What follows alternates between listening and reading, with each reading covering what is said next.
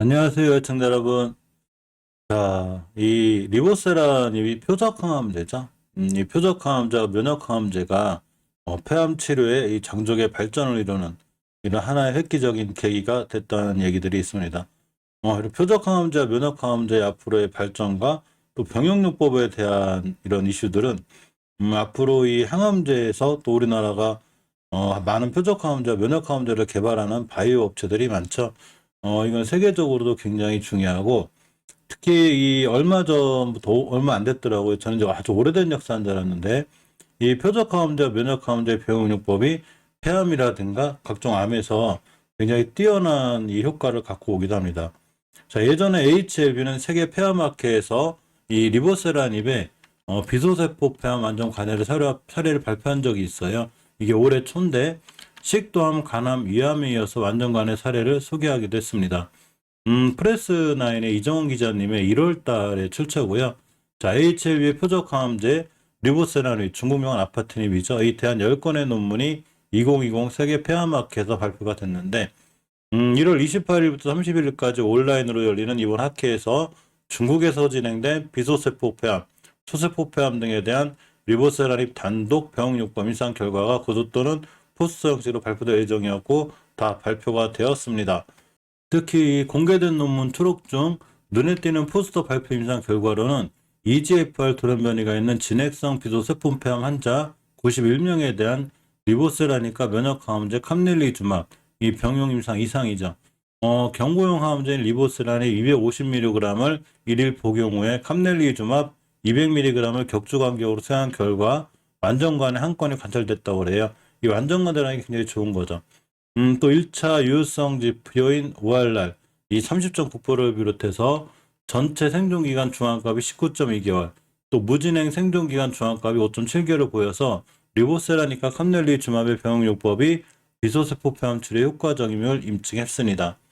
이렇듯 지금 표적항암제와 면역항암제의 이 병용요법도 상당히 효과가 좋고 이 폐암이 최근 항암제 치료 분야에서 가장 비약적인 발전을 이룬 암종이기도 해요.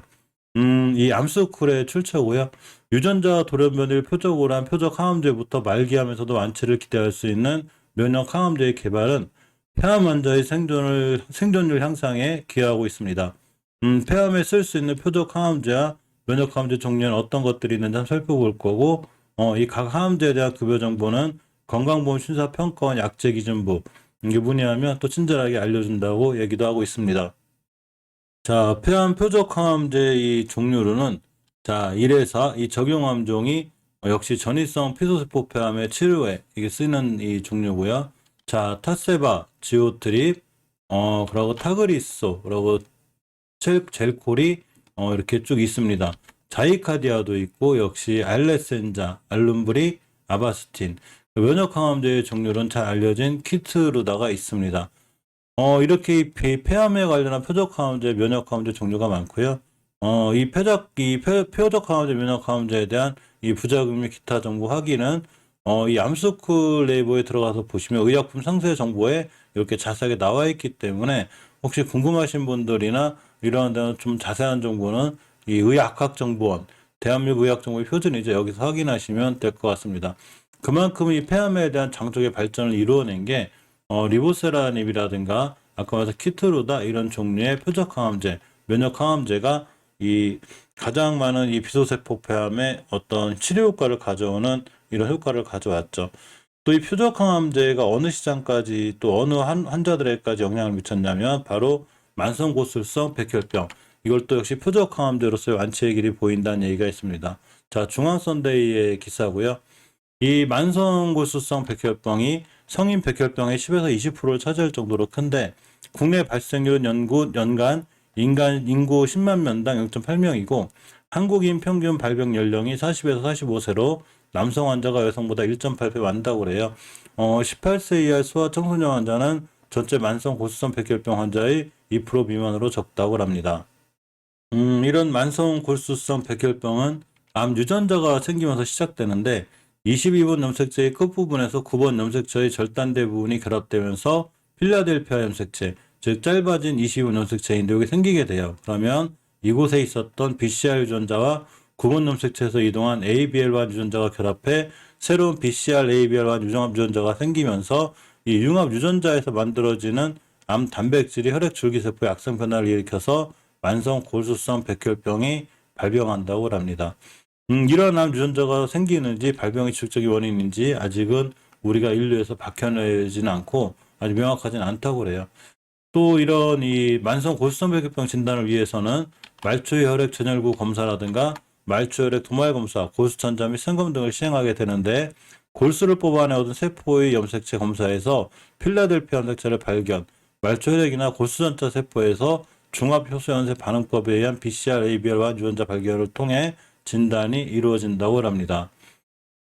실적으로 만성 골수성 백혈병 환자 수가 이렇게 많이 늘었죠. 2016년부터 20년도까지 꾸준히 늘어나고 있고, 만성 골수성 백혈병 환자의 장기 생존율도 이렇게 보시면 좀 늘어나고 있는 이런 상황이죠.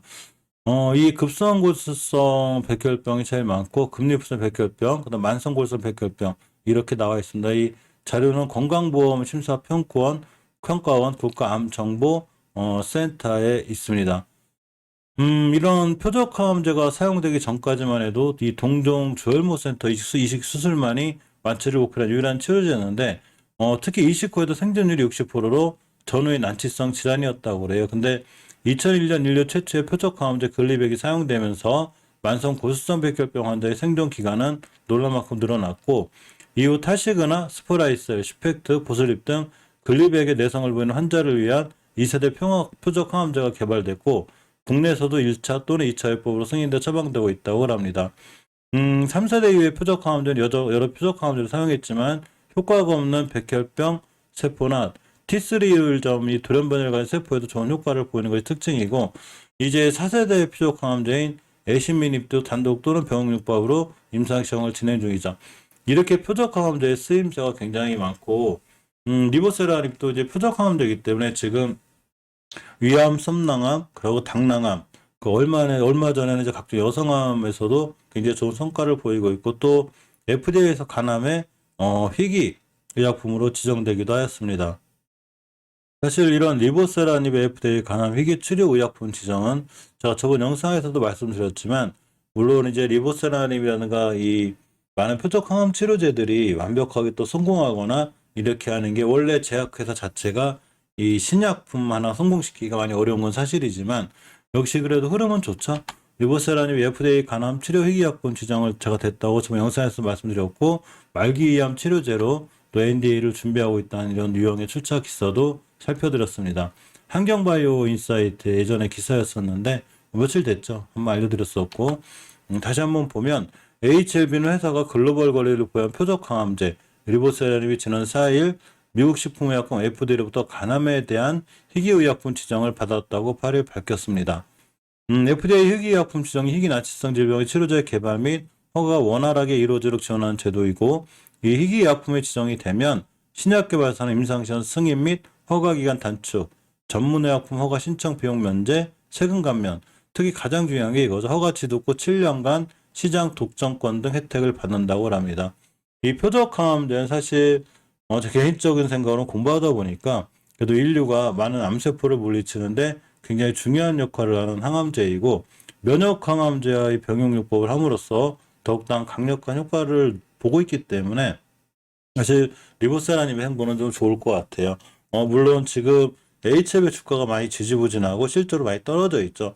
그렇기 때문에 모든 이 좋은 뉴스나 이런 호재가 꼭 주가에 작용하지 않을 수 있기 때문에 항상 뉴스나 기라시는 참조 정도로 보는 게 좋죠. 예를 들면 삼성전자 같은 경우에 실적이 사상 최고가를 찍고 있는데도 이 예전에 갔던 고점 그러니까 10만 전자만 갈 거라고 하던데 7만 전자가 밀렸듯이 물론 중장기적으로 봤을 때 삼성전자가 다시 안 올라간다는 건 아니죠. 꾸준히 우상향을 하고 잘 올라갈 수 있듯이 HLB도 지금 많은 부침이 있지만 언젠가는 좋은 모습으로 다가올 수 있지 않을까 이렇게 생각해 봅니다.